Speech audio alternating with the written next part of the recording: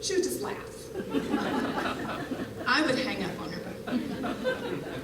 Then she would beg me to just play one more game, and then annihilate me once again. One time I beat her. I did a double take when I realized it. She must have been off that day, and of course I could not wait to call her. I waited till she got home from school, and when she answered, I laughed and laughed. Danielle got so mad at me, she hung up and wouldn't talk to me until she beat me again. This went on for at least a year. My vocabulary must have gone up 100%. It was brutal, but such great laughs. Of course, we had fights over the years. Who doesn't? But we laughed a lot more than we ever cried. We used to videotape ourselves all the time. Danielle had borrowed her parents' video camera. Now, in the 90s, they were pretty bulky and heavy, but Danielle wanted to be the videographer all the time. She carried it everywhere. We made music videos in my car and pretty much taped every moment for a year. We had gone out to bars with it. A bouncer one time tried to stop her and said the cameras weren't allowed.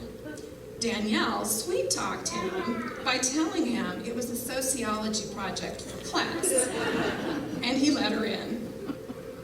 Then we'd pick somebody's house one night, grab some beers, and watch ourselves on tape.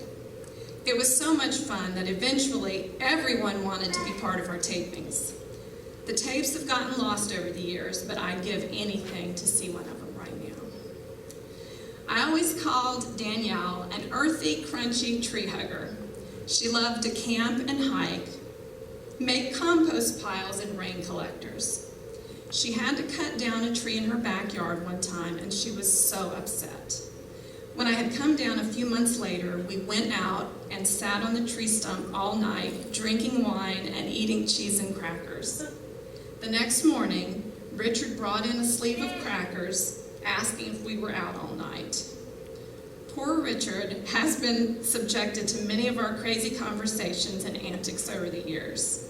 He's never said a word, but I'm pretty sure he's had good laughs at our expense. I remember when Danny called me to tell me she was Teacher of the Year. She was so happy. I was so proud of her. Danielle loved her job, and it showed. She's such a patient person, and she just excelled at teaching, and people took notice. Danielle was really a special person to everyone she encountered. I miss her every day. I miss her laugh, her smile, the way she used to ask Molly if she loved her mother. She's the most loyal, devoted friend I have ever had or will have. No one will ever replace her. I don't think any other friend will ever love me like she did, or I her. She could sit for hours and never say a word, we could sit for hours and never say a word, or act like lunatics climbing the walls. I love that I made her a little wild, and she calmed me down a bit. She was never afraid of what people thought of her. She was always kind to everyone. She taught me never to be afraid to cut off your hair because it's just hair. It'll grow back. Be intelligent. It's one of the most attractive qualities someone can have. She taught me to drive stick shift, to always be yourself, and to try to be honest. Protect the ones you love.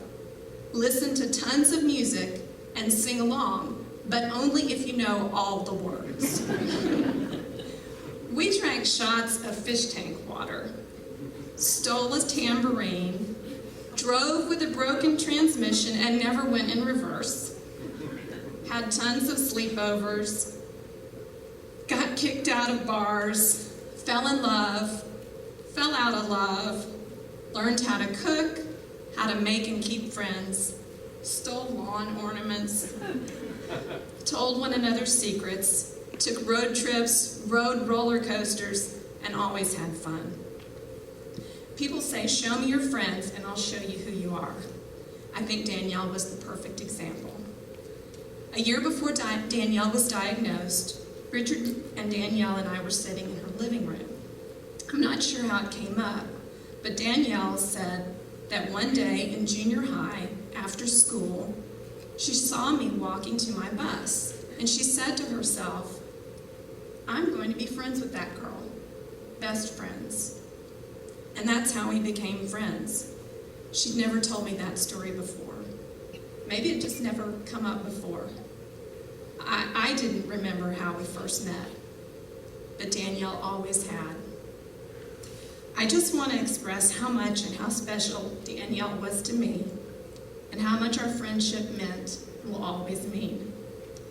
I think now about how lucky I was she chose me all those years ago to be her friend. I'm sure she's watching us right now, and I hope she knows how much I love her and how much she meant to my life. She made me who I am. She made me a better person. My heart's broken. I will always miss and never forget you.